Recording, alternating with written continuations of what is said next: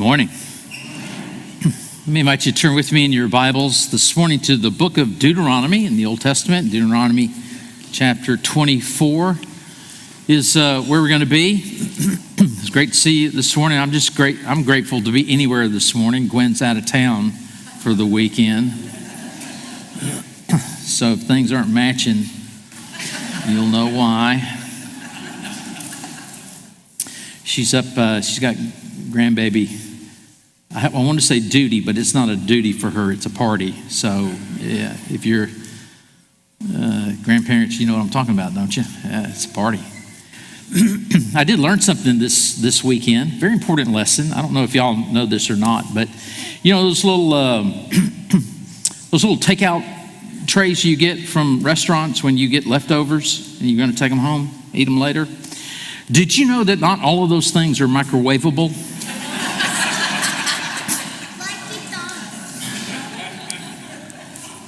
Who knew? Did y'all? Yeah. Did y'all know that? I didn't. Anyway, so y'all can pray for my wife. I know you will. I appreciate it. Hey, a couple things real quick. In the month of May's a big month. I mean, it's Mother's Day. That's a big deal. And then it's also National Day of Prayer. This year is the 75th observance of the National Day of Prayer in our country. And this year's theme is Glorify God Among the Nations, seeking Him in all generations. It comes from 1 Chronicles 16:24. Tell of His glory among the nations, His wonderful deeds among all the peoples. So I think that's a great theme for God's people to gather around, to come before God in prayer. So it's the first Thursday of May. May 7th is when this year's National Day of Prayer observance is going to be, and I hope you'll take opportunity to be a part of the events that will go on around our community in prayer. And then I wanted to mention tonight. Tonight is our church family meeting. We do that every quarter. We get together. If you've never been to one of those, you're really missing out. It's the best parties we have here. I mean, outside of Summer Bible Adventure, it really is the best parties we have. And so we'll be here tonight at 6 o'clock, right in this room. In fact, afterwards, if some of you guys could help us get the room set for tonight, we'd appreciate it. Hopefully you've heard from your deacon and been encouraged to come and join them, sit with them for tonight's meal. We eat. We like to eat. It puts people in a better mood when we eat, and so we do that. Bring your favorite dish, and then bring mine. That'd be brownies. Yes, thank you very much. That's brownies. So, or bring whatever you want, and I hope you'll come. We'll be welcoming some new members. We'll get a financial update on the generosity of God's people here in this place, and it's you're going to want to hear that because it's like it's never been. Grateful for that. You'll hear a report from our elder council, and then we'll actually have the opportunity to do something we've never had the opportunity to do. One of our elders is no longer one of our elders because he's now the lead pastor at a local church in our community. Local church called him to be their pastor. That's never happened in the history of our church, and so we're really excited about that. You'll get to hear from him tonight, and then we'll have opportunity as a church to pray over him, that God's hand of blessing will continue to rest on him and his family and his ministry. Looking forward to that. And I will give you an update on the succession plan, pastoral transition, where we are in all of that and what we've got going on. And then I'm going to introduce you to a new staff member that you haven't met. A lot of you don't know him. And so I want to introduce you to him tonight. So we're really looking forward to that as well. All right. So what is your idea of a just society?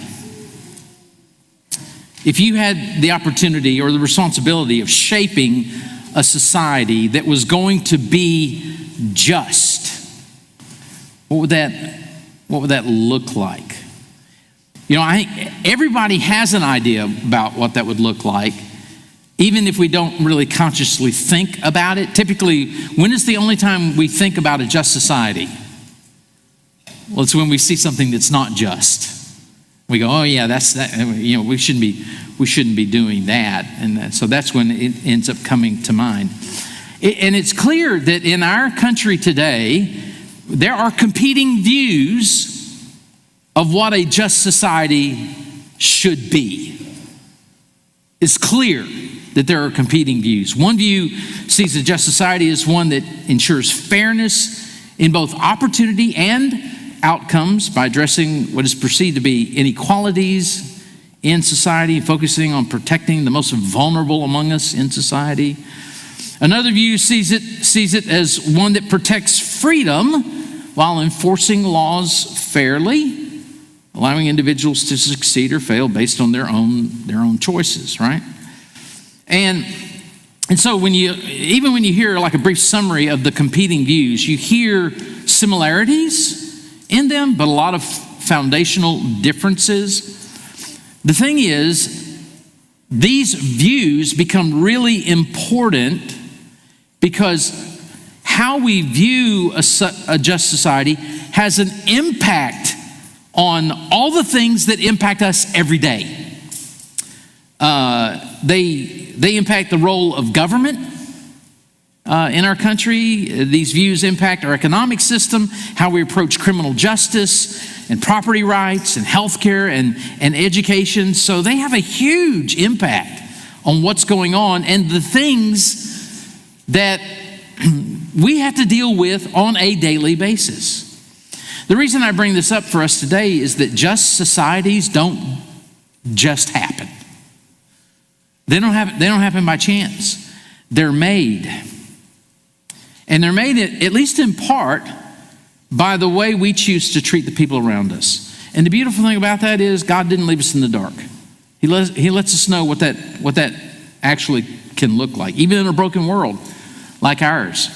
When people choose their own way over God's way all the time, God graciously provides direction and boundaries that assist us, that can make it possible for us to contribute to the shaping of a just society.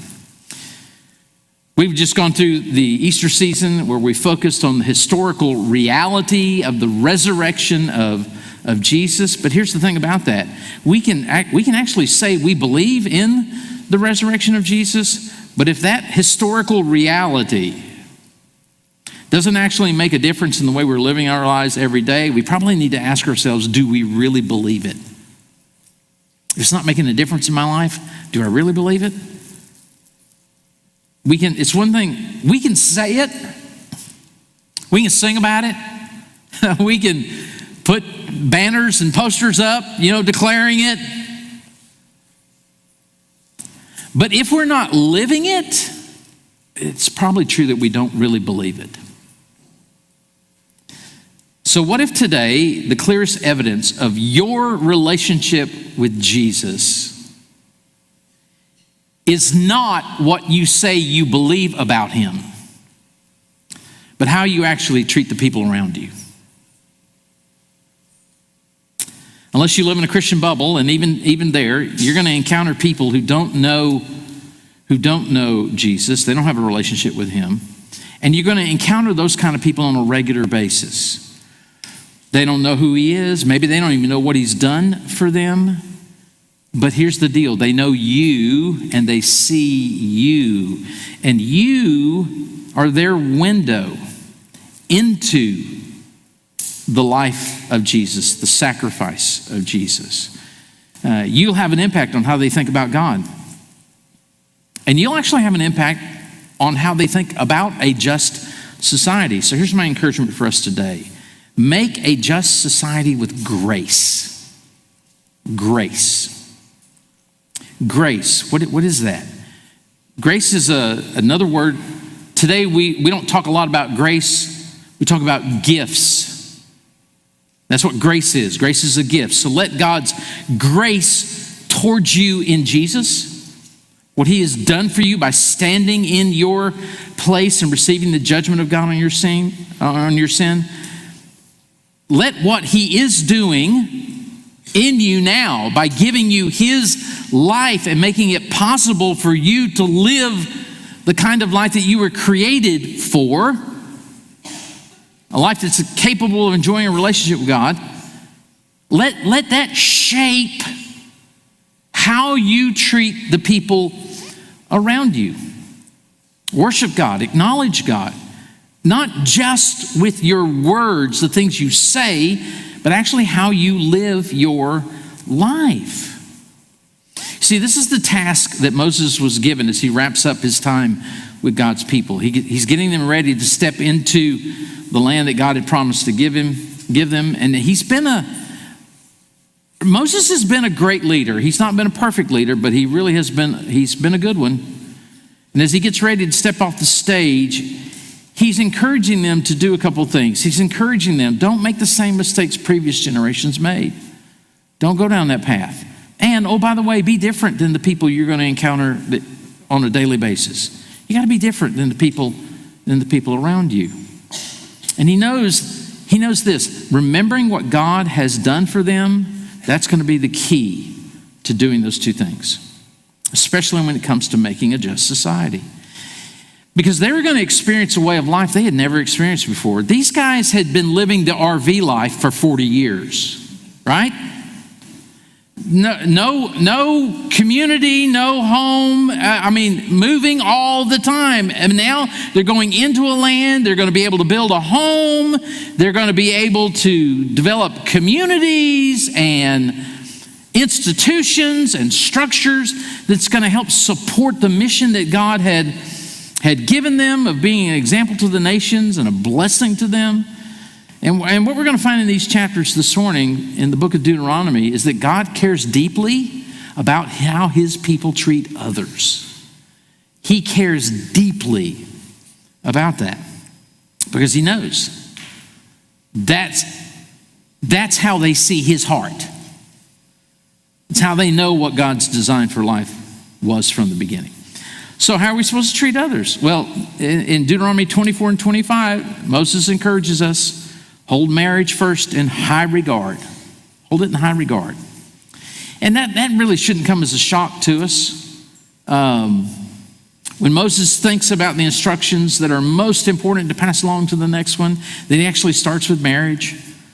It's the foundation of any society, every society, especially if that society wants to be a just society. So hold it in high regard. So here's how the chapter starts off. Verse 1, when a man takes a wife and marries her. So you know right off the bat, what's he talking about? Well, he's talking about marriage. If then she finds no favor in his eyes because he has found some indecency in her, and he writes her a certificate of divorce and puts it in her hand and sends her out of his house, she departs out of his house, and if she goes and becomes another man's wife, and the latter man hates her and writes her a certificate of divorce and puts it in her hand and sends her out of the house, or the latter man dies, who took her to be his wife, so that you follow me? That's husband number 2. Then her former husband number 1, who sent her away, may not take her again to be his wife after she has been defiled, for that is an abomination before the Lord. So you read this and you're just like, wow, there's a lot going on here, isn't it? There is a lot going on. So let's get a handle on it. He's describing marriage, which a man and a woman together for life. They get married.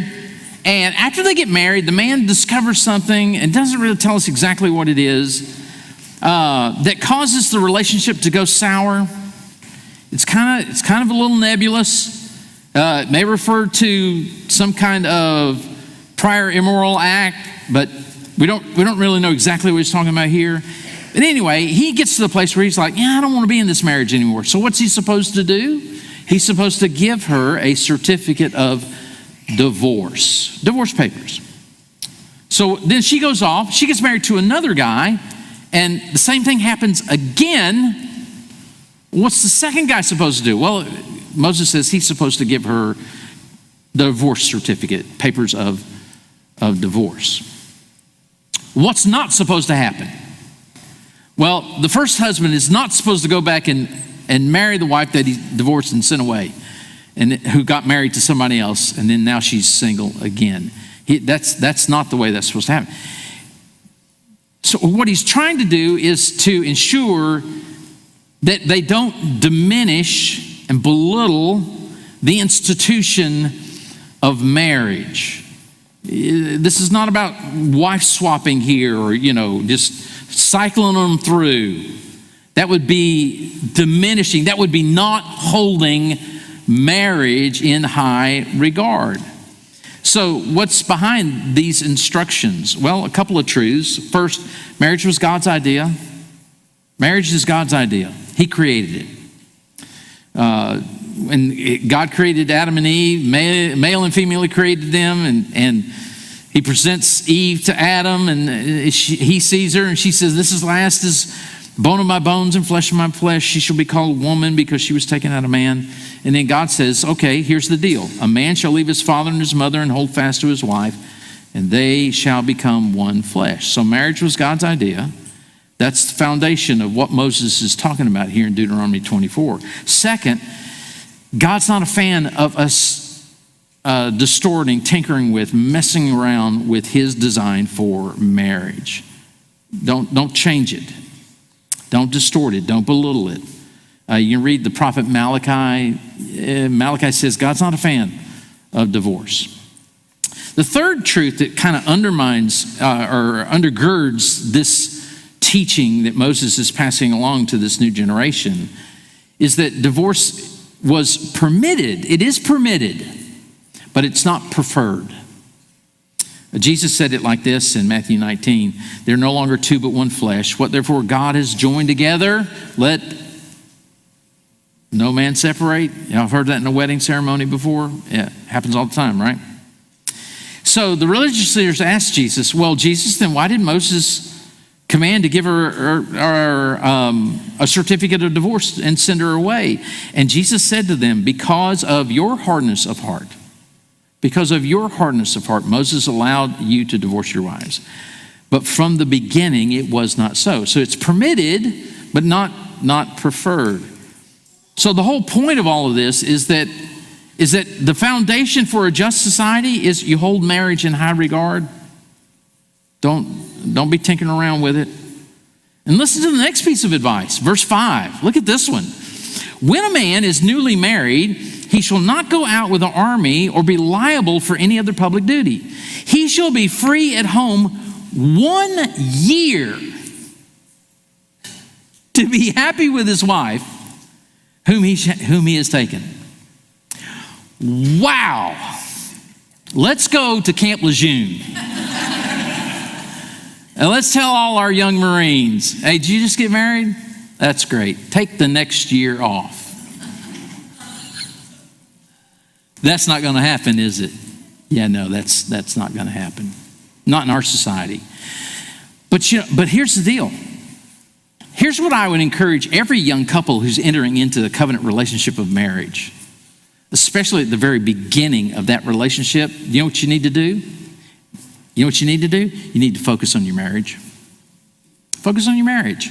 Oh, we're just getting married, and we got to make money. I got to support this household, but I got to build my career. I'm going to focus on my career. Well, you can focus on your career to the point of neglecting your marriage, and you may end up with a decent career and a horrible marriage. What do you think God wants for you? Yeah, that was a question. He wants a good marriage, doesn't he? So focus on your marriage. Yeah, well, we got kids now. How can we focus on our marriage when we got kids? The best thing you can do for your children that God has blessed you with is to show them what it looks like for a husband to love his wife as Christ loved the church. And for a wife to submit herself to the loving leadership of her husband as the church does to Jesus. Give them that picture. Focus on your marriage. So that's the beginning of making a just society with grace. But there's a whole lot more that goes into that. And so Moses encourages them, live a just and generous life. So you got the focus on marriage, and then you've got this this laundry list of all these different situations that he says, all right, here's what a just society looks like in all these different kinds of situations.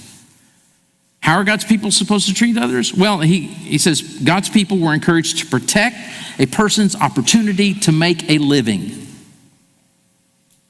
to provide for themselves and live with dignity. God's people were instructed to protect personal freedom. Verse 7, he talks about kidnapping.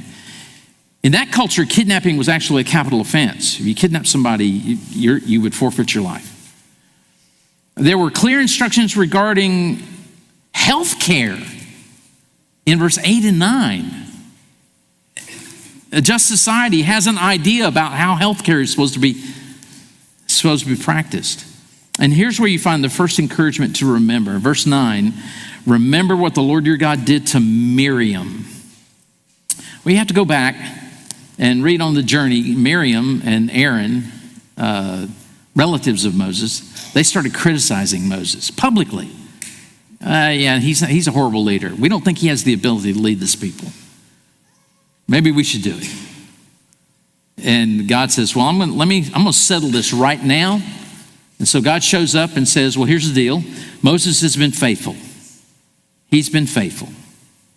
And then Miriam comes down with a severe case of leprosy, which tells you kind of what God thought of that whole critical spirit that was going on among his people. Then you've got instructions for lending and borrowing, encouraging God's people to protect the dignity of others, showing compassion to those in need. There's instructions for what a just society looks like for workers, and then what we might refer to today as people who are dwelling on the margins of society, those who are the most vulnerable.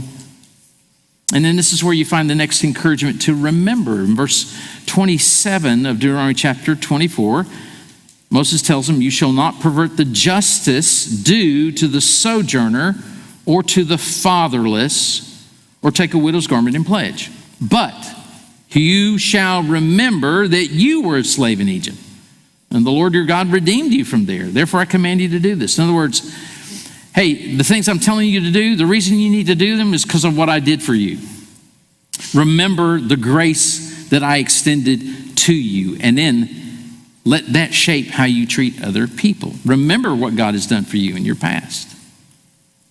How he delivered you, how he saved you. Let that shape how you treat others. He turns to the topic of generosity in verse 19, and then it's linked again to this concept of, remember. Verse 22, you shall remember that you were a slave in the land of Egypt, therefore I command you to do this. Every once in a while, it's good for us to take a moment just to remember what it was like when we first realized I'm lost. I got no hope. I'm separated from God. I am, as the Bible says, dead because of my sin. I'm toast. Do you remember what that was like when you first realized that?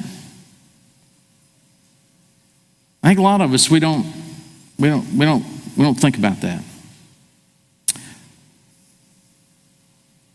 And then, do you remember what it was like when you realized God made you alive? He brought you to life. He made it possible for you to connect with him and have a relationship with him, to respond to him, to be able to live in obedience to him. Do you remember what that was like? Oh, when you realize for the very first time that the weight of the guilt of my sin is now gone. Do you remember what that was like? If you'll call that to mind every so often, it'll make a difference in how you treat other people. That's what he's saying. But again, he's not ever going to get too far away from marriage and the family. And so he encourages God's people to protect the family. Protect the family. Chapter 25, verse 5, he describes this thing that came to be called levirate marriages. Levirate marriages. The word levirate comes from a Latin word that means a husband's brother. It refers to a marriage where a widow marries her late husband's brother. And the reason they do that is to continue the family name, to protect the family. It was common practice in the ancient Near East. Probably the most famous example of levirate marriage, at least in the Bible, is the story of a young girl by the name of Ruth. She was from Moab. She was a Moabite, so not God's people, a Moabite. And she married into a Jewish family. Her husband dies while they're in Moab. Her father-in-law had died. He dies. So her mother-in-law, Naomi, they're both widows now, and they decide, hey, let's go back to Israel. Let's go back to Bethlehem, the house of bread, because now they had rain, and now the crops can grow. How about that? So they get back there, and it just so happens that while she's going out to try to make a living and support her mother-in-law, she rolls up into the business of a guy named Boaz. What a coincidence. He's a relative of Naomi, which means he could actually step into this levirate marriage and continue the family name of his relative. How about that? You love these coincidences, don't you?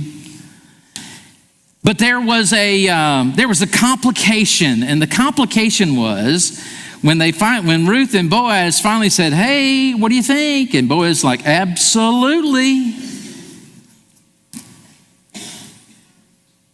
I don't know if he was short, but he's certainly not stupid. All right, so it's like, yeah, I'll do this, but there's a complication. What do you mean a complication? Well, there's somebody else in line before me. This is like the royalty, succession in royalty. Harry's not going to be the next king. Y'all know that, right? Who's going to be the next king? William, yeah. So there's another guy, there's a William in front of a Harry. And so I'm going to go. And so they go, and this guy that's a nearer relative says, yeah, I don't mess up my family tree. I don't want to do that, so I'm not going to do that. And then there's this custom, and that's what Moses is talking about in Deuteronomy 25. Verse 7 says, if a man does not wish to take his brother's wife, then his brother's wife shall go up to the gate to the elders. So go to town hall and say this: my husband's brother refuses to perpetuate his brother's name in Israel. He's not going to protect the family. He will not perform the duty of a husband's brother to me. Then the elders of his city shall call him and speak to him. And if he persists, saying, I don't want to do this. I don't want to do this. Then, here it is, his brother's wife shall go up to him in the presence of the elders and pull his sandal off his foot and spit in his face. We could sell tickets for this, couldn't we? And she shall answer and say, so shall it be done to the man who does not build up his brother's house. You know what all this is about? All this is about protecting the family. And the name of his house shall be called in Israel, the house of him who had his sandal pulled off. I've looked around, Emerald Isle, Swansboro, Beaufort. I hadn't found a house named that yet. The easy way to remember this encouragement is just think, you don't want to be a one-sandal guy. That's good, isn't it? When it comes to making a just society, protecting the family, that's a big deal. It's a big deal. How do we do that today? Well, how about let's focus on building strong, God-honoring families. Let's do that. I like that idea. And then let's be crystal clear about God's design for marriage and the family. Let's just be clear about that. We don't have to be jerks about it. We don't have to be belligerent. We don't have to beat people over the head with it. We can just say, hey, I don't know. You got a different idea? Okay. That's fine. But here's what God says. Here's what God intended. Here's what God's design was. And oh, by the way, it really is good for us, isn't it? Is marriage good for us? Come on, I can't open the door any wider. Come on, good night. Moses wraps up these instructions by encouraging us to live an honorable and honest life. End of the chapter, from verse 11 to the end, basically he said, and there's crazy stuff going on here, I'm telling you. Don't resort to dirty tactics when you find yourself in conflict.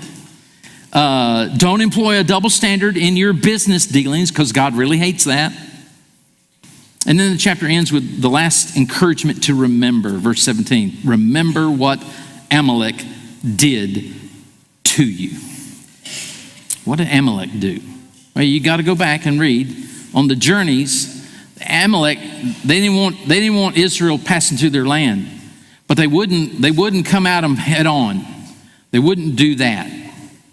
What they would do is they would sit on the sidelines, in the shadows, and they'd wait until Israel passed by, and the ones that were struggling to keep up, the most vulnerable, the weakest of God's people who were in the very back, who weren't surrounded, didn't have any kind of protection, any kind of bodyguards, they would attack them, and they would kill them, and they would take their stuff. And God says, you need to remember that. That's not an honorable and honest life. The point is this. God actually cares pretty deeply in how you and I, as followers of Jesus today, treat other people. So how can we point people to Jesus? How do we do that? In this kind of world that we live in, where there's crazy stuff going on.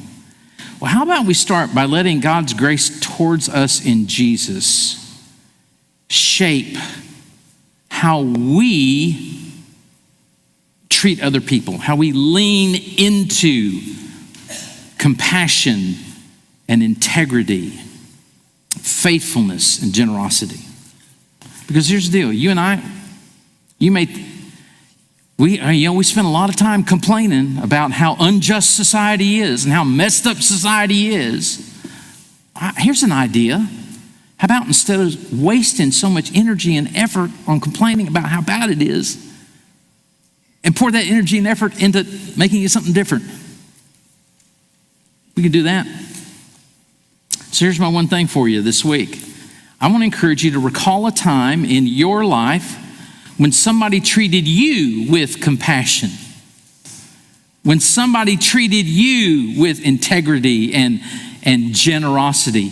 I want you to recall a time in your life when somebody stepped in for you. They intervened on your behalf, and because they intervened on your behalf, they made a difference that changed the whole trajectory of your life. You can look back. Some of you are thinking right now about that person, that relationship, that situation where that person, man, I was toast, and they stepped in and they pulled my backside out of the fire, and man, they made a difference for me. I want you to think about that person this week.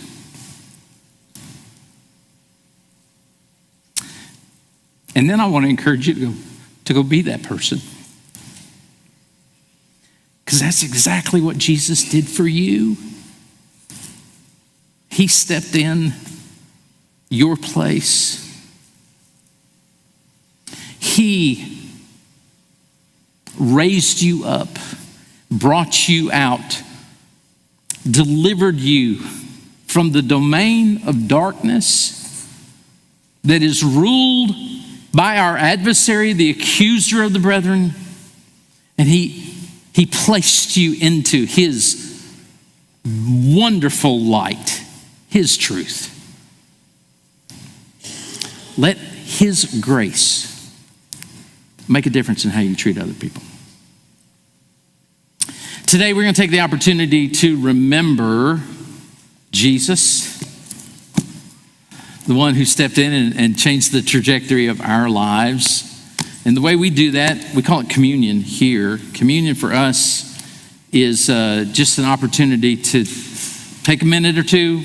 Okay, remember, what did he do? What did he do? So I'm going to invite our deacons to make their way down front here to the tables. We've got tables down front. We've got tables in the back here. And in just a moment, we're going to stand together and I'm going to pray. And then you have an opportunity whenever you're ready to come to one of these tables or one in the back, and you're going to get these little. Thank you very much, Joe. Appreciate that. You're going to get one of these little cups here. It's got two parts to it. There's a little wafer on the top, and then there's some juice in it. For us, these are symbols. There's nothing mystical about them. There's nothing magical about them. There's nothing spiritual about them. They simply are reminders. They remind us, that little wafer remind us that Jesus took on our humanity. He lived the life that you and I were supposed to and didn't. And then it made him qualified to be able to stand in for us, and that's the juice. The juice is he gave his life. The only person who'd ever lived in the history of the world that should not have died. The wages of sin, death. He who knew no sin, he shouldn't have died. He didn't have to die. He chose to die. He died the death he did so that you and I would not have to. So this will help you remember that. And in just a moment, I'm going to encourage you to come get one of these and slip around somewhere here or head back to your seat and take a minute, think about what Jesus did for you and what he's doing in your life. Think about the things that are coming between you and him right now. They're causing distance between you. Because here's the deal. If you're sensing, yeah, I feel a little distance from Jesus right now, he didn't move. He didn't move. So take an opportunity to say, all right, Jesus, here's the deal. This is what's causing that distance. Let's come clean about that. Let me be honest with you about that. And then here's what I'm going to do about it. All right, you good? Everybody good? All right, let's stand together.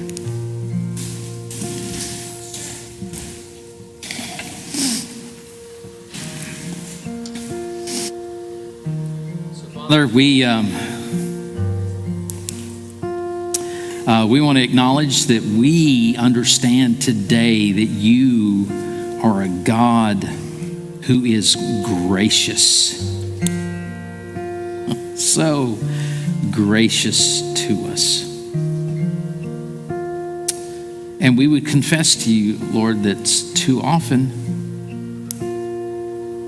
we take your grace for granted. We ignore it. We don't respond appropriately to it. But thank you for being a God who's not only gracious to us, but a God who is persistent, who pursues us, who follows us all the days of our lives, so that we might dwell in your house forever. And my prayer in this moment is that what you sense in our hearts and minds, maybe even what you hear from us, would be pleasing to you and would reflect well as we respond to you and to your word this day. In Jesus' name I pray. Amen.